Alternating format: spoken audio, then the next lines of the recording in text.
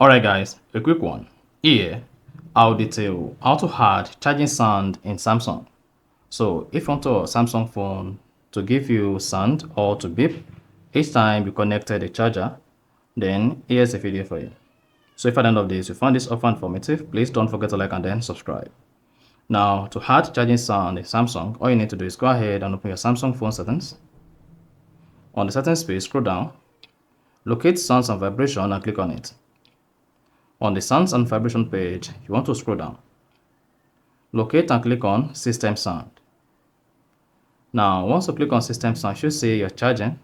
So if charging is disabled, this is going to remove charging sound on your Samsung. To add charging sound, go ahead and turn this on. So once you turn on charging, come to where you say System Sound Theme, click on it.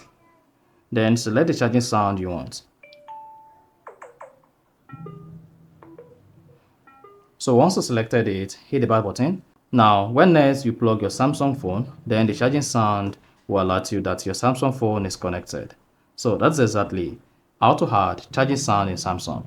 So if you found this offer informative, please don't forget to like and then subscribe.